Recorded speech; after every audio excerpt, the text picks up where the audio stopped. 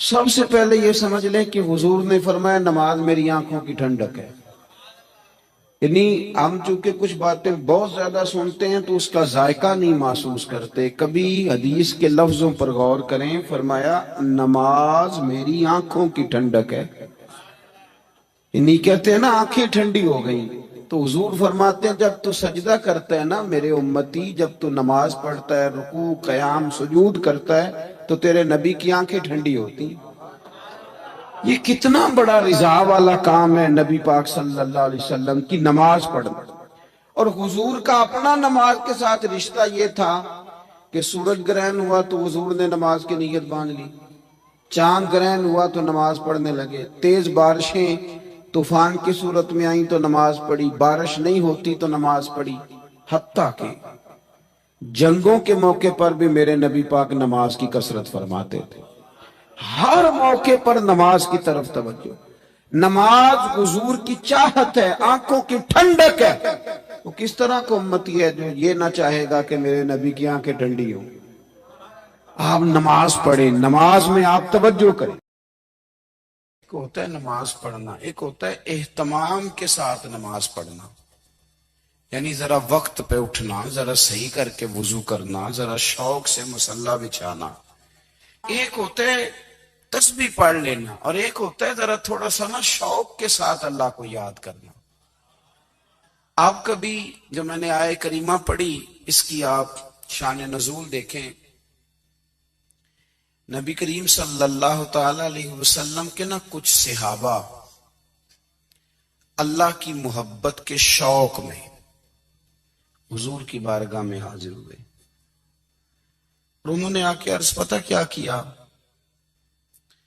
عرض کرنے لگے یا رسول اللہ صلی اللہ تعالی علیہ وسلم سالوں بیت گئے ہیں سجدے کرتے ہوئے، حضور سالوں بیت گئے ہیں تسبیح پڑھتے ہوئے، سالوں بیت گئے کہتے ہوئے کہ سبحان اللہ وہ پاک ہے، ہمیں سالوں بیت گئے یہ کہتے ہوئے کہ اللہ اکبر وہی سب سے بڑا ہے، سالوں بیت گئے کہتے ہوئے کہ الحمدللہ ساری تعریفیں اللہ کے لیے، سالوں بیت گئے اس کی تسبیح کرتے، تحلیل کرتے، تکبیر کہتے. حضور اب نہ ہمارا اپنے رب سے ملنے کو جی چاہتا ہے. کبھی یہ حقیقت منتظر نظر آنا لباس مجاز میں، لاکھوں سجدے تڑپ رہے ہیں میری جبین نیاز میں. اور اقبال کہنے لگے کہ تیرے عشق کی انتہا چاہتا ہوں، تو میری سادگی دیکھ کیا چاہتا ہوں، میرا ذرا سا تو دل ہے مگر شوق اتنا، میں وہی لن ترانی سنا چاہتا ہوں. میرا بھی دل کرتا ہے کہ اللہ میں تجھے کہوں میں تجھے دیکھنا چاہتا ہوں جس طرح حضرت موسیٰ کلیم علیہ السلام نے کہا تھا، اور تو مجھے کہے کہ لن ترانی تو نہیں دیکھ سکتا، ذرا سا تو دل ہے مگر شوق اتنا، میں بھی وہی لن ترانی سنا چاہتا ہوں. پھر کہنے لگے بھری بزم میں راز کی بات کہہ دی، بڑا بے ادب ہوں سزا چاہتا ہوں. دیکھو سب لوگوں کے بیچ ہی میں نے یہ کہہ دیا. میرے عزیز صحابہ نا شوق میں، کتنے سارے لوگ ہیں آپ، کتنی ماشاءاللہ بڑی تعداد میں آپ آئیں. ہم بھی کبھی اس شوق میں گئے ہیں کہ ہمارے رب کو دیکھنے کو دل چاہتا ہے، ہمارا جی چاہے وہ کبھی ہمیں ملے، ہم کبھی اس کی زیارت کریں، اس کی بارگاہ کرم میں ہم حاضر ہوں. صحابہ نے عرض کیا یا رسول اللہ صلی اللہ تعالی علیہ وسلم ہمارا رب کہاں ہے؟ ہمارا نا اپنے رب کو دیکھنے کو جی چاہتا ہے. جب صحابہ نے یہ عرض کیا تو اللہ نے قرآن مجید نازل کیا. فرمایا وَإِذَا سَأَلَكَ عِبَادِي عَنِّي فَإِنِّي قَرِيبٌ. محبوب جب میرے بندے آپ کی بارگاہ میں آ کے میرے بارے میں پوچھیں نا تو ان سے کہہ دینا میں ان کے قریب ہی ہوں، قریب ہی ہوں. دلیل کیا ہے؟ اذا دان، یہ جب بھی مجھ سے دعا مانگیں گے میں ان کی دعاؤں کو قبول فرماؤں گا. میں ان کے قریب ہوں، میں ان کے قریب ہوں. یہ جب بھی دعا مانگیں گے نا میں قبول کروں گا، میں ان کے قریب ہوں۔ اللہ تبارک و تعالیٰ کے بندے اللہ سے محبت کرتے، رب کی بارگاہ میں جھکتے، اس کو اپنے دکھ سناتے، اس کے پیارے محبوب صلی اللہ تعالی علیہ وسلم کا وسیلہ لے کے اس کے حضور حاضر ہو جاتے، پیشانیاں سجدوں سے روشن ہوتی۔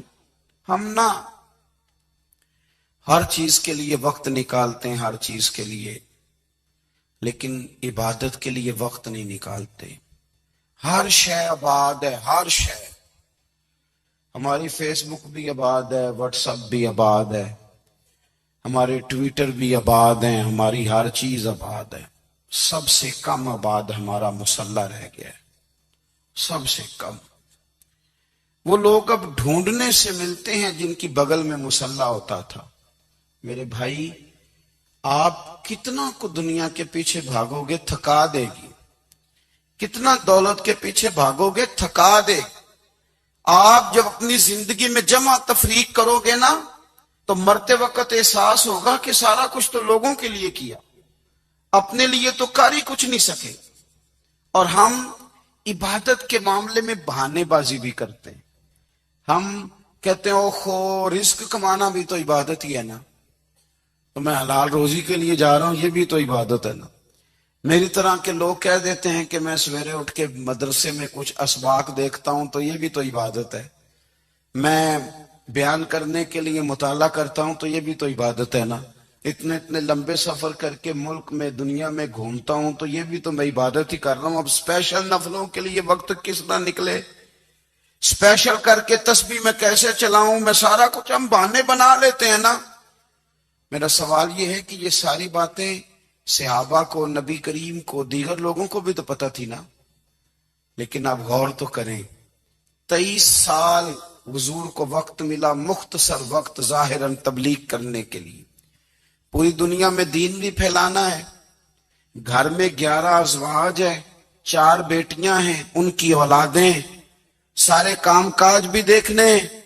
لیکن سیدہ طیبہ طاہرہ حضرت عائشہ صدیقہ رضی اللہ تعالیٰ عنہ فرماتی ہیں سارا دن تبلیغ کرتے، ہر غلام کے دکھ سنتے، گھر میں آتے تو اپنے گھر والوں کا خیال کرتے، کام میں ہمارا ہاتھ بٹاتے۔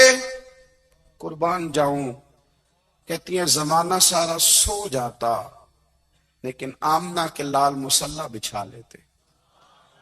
دنیا سو گئی، ساری سب سو گئے، جو خدام تھے، وہ جو غلام تھے، وہ سو گئے۔ صحیح مسلم میں لفظ ملیں گے، سیدہ پاک فرماتی ہیں او میرے نبی کے غلاموں، میں نے یہ رنگ بھی دیکھا ہے کہ حضور نے اتنا کھڑے رہے، اتنا قیام کیا، اتنا قیام کیا کہ مقدس پیروں میں ورم آ گئے، سوج گئے پیر، اتنے بڑے۔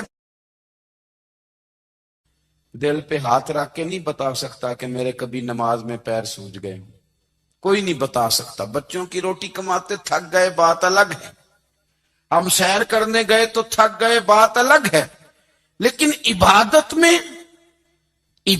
میں یہ بھی تو مسلم شریف ہے نا، یہ بھی تو دین ہے نا، یہ بھی تو حضور کی سنت ہے، یہ بھی تو وہ چیز ہے جو کریم کی آنکھوں کی ٹھنڈک ہے۔ سیدہ فرماتی ہیں پیروں میں ورم آ گئے، اور ساری رات ہی حضور نے نماز پڑھی اور ایک ہی آیت بار بار دہرائی، مسجد نبی